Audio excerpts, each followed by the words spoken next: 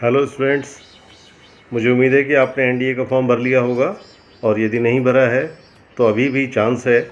6 तारीख उसकी last date है, आप उस डेट को तक भर सकते हैं। तो आइए आज इस वीडियो में आपको एनडीए के बारे में कुछ विशेष बातें बता दें। सबसे पहले तो ये बात कि ये एक विशेष प्रकार की परीक्षा है जिसमें किसी भी किस्म का कोई रिजर्वेशन नहीं है, ना ही किसी वर्ग जाति के आधार पर है, ना ही विकलांगता के ऊपर है। इसमें शारीरिक और मानसिक रूप से स्वस्थ वो बच्चे जो कक्षा 12 पास कर चुके हैं या इस साल कक्षा 12 की परीक्षा में अपीयर हो रहे हैं, वो बच्चे इसमें अप्लाई कर सकते हैं, बशर्ते उनकी एज 16.5 से 19 के बीच। यदि आपकी जन्म तिथि 2 जनवरी 2005 से 1 जनवरी 2008 के मध्य है तो आप इस बार इस परीक्षा के लिए अप्लाई कर सकते हैं। यदि नहीं है, आप छोटे या बड़े हो रहे हों तो भी परेशान होने की कोई बात नहीं है, क्योंकि ये परीक्षा हर 6 महीने बाद निकलती है। यदि आप छोटे हैं तो 6 महीने और इंतज़ार कीजिए, 6 महीने बाद आप फिर से इस एग्ज़ाम को फॉर्म भर सकते हैं और अपीयर हो सकते हैं। यदि आप बड़े हो गए हैं तो भी ज़्यादा परेशानी की बात नहीं है, क्योंकि आने वाले समय में जब आप अपना ग्रेजुएशन कंप्लीट कर लेंगे तो इसी बस में सवार हो सकते हैं सीडीएस की परीक्षा के माध्यम से, जो हर 6 महीने के बाद होती है। जब आप ग्रेजुएशन के फाइनल ईयर में होंगे तब आप फिर से उस परीक्षा को दे सकते हैं और सेना में अधिकारी के पद पर। बच्चों, इस बार एनडीए ने लगभग 395 वैकेंसीज निकाली हैं, जो फिक्स नहीं होती हैं, थोड़ी बहुत चेंज हो जाती हैं। इसमें मेजर पोर्शन आर्मी का रहता है, लगभग 208 वैकेंसीज आर्मी की हैं, 120 एयरफोर्स की हैं, बाकी नेवी की हैं। तो इनके लिए जब आप अप्लाई करते हैं तो आपको अपनी चॉइस देनी होती है और चॉइस के हिसाब से ही आपका एसएसबी होता है और फिर आपको वहाँ पर मेरिट में आने पर आपको ट्रेनिंग के लिए बुलाया जाता है। और विशेष बात कि इस परीक्षा में अनमैरिड बॉयज़ एंड गर्ल्स सम्मिलित हो सकते हैं, यानी मैरिज एक बार है। 16.5 से 19 वर्ष के मध्य के unmarried boys and girl appear. Form भरने की अंतिम तिथि 6 जून है और इसका जो एग्ज़ाम होगा वो एक दिन में 2 पेपर होंगे और वो 3 सितंबर को होगा। पहला पेपर मैथमेटिक्स का होगा जो 300 नंबर का होगा, जिसमें 120 प्रश्न पूछे जाएंगे, और उसके बाद जो दूसरा प्रश्न पत्र होगा वो सामान्य जानकारी का होगा, जिसमें 600 नंबर का पेपर होगा और लगभग उसी हिसाब से क्वेश्चंस इसमें सेट किए जाएंगे। इसके भी कई सारे खंड होंगे जिसकी हम विस्तृत जानकारी आपको अगली वीडियो में देंगे।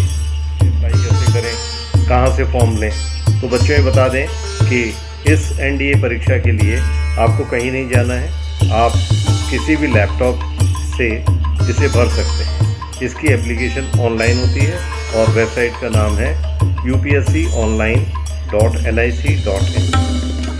अब ये फॉर्म कैसे भरा जाएगा, इसका पूरा विस्तृत विवरण मैंने अपनी एक वीडियो में दिया है, जो इसके साथ में डिस्क्रिप्शन में लिंक कर रहा हूँ, उसे खोलिए और उसमें आपको पूरा वर्णन मिल जाएगा कि वन टाइम रजिस्ट्रेशन कैसे होता है और उसके बाद आपको कैसे जानकारी मिलती है कि कौन सी वैकेंसी आई है और कैसे आप फॉर्म भर सकते हैं। ये काम ज़्यादा से ज़्यादा 10 या 15 मिनट का है। आप इस वीडियो को ध्यान से देखिए और उसके बाद अपना फॉर्म स्वयं भर लीजिए। इसकी लास्ट डेट 6 तारीख। बच्चे ये सोचते हैं कि हम बहुत लंबे चौड़े नहीं हैं या हमने कोई ग्लासेस लगा रखे हैं, चश्मा लगा रखा है, जिसकी वजह से हम सेना में नहीं जा सकते। तो बच्चों, इसके प्रॉस्पेक्टस को ध्यान से पढ़ लीजिए।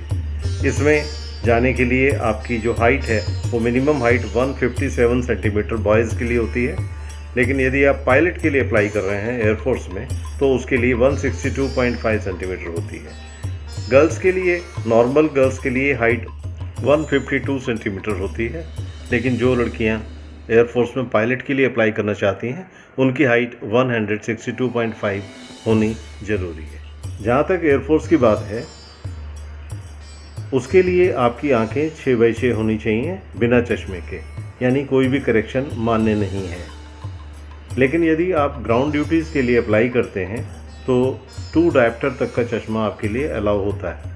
कई लोग आँखों का नंबर सही कराने के लिए ऑपरेशन करवा लेते हैं, जो इसमें मान्य नहीं है। यदि आपने अपना आईसाइट ऑपरेशन करा के सही करवाया हुआ है तो इसके लिए आप एलिजिबल नहीं हैं, आप एनडीए का फॉर्म ना भरें।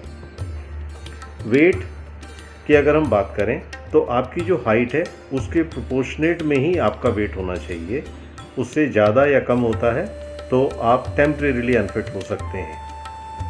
छोटी मोटी यदि कोई प्रॉब्लम है आपको कोई शरीर में ऐसा दिखता है कि आपकी कोई समस्या है तो इस प्रोस्पेक्टस को आप ठीक से पढ़ लें, जो कि यूपीएससी की साइट पर दिया हुआ है कि आपकी कोई मेडिकल ऐसी प्रॉब्लम तो नहीं है जो आपको रोक दे।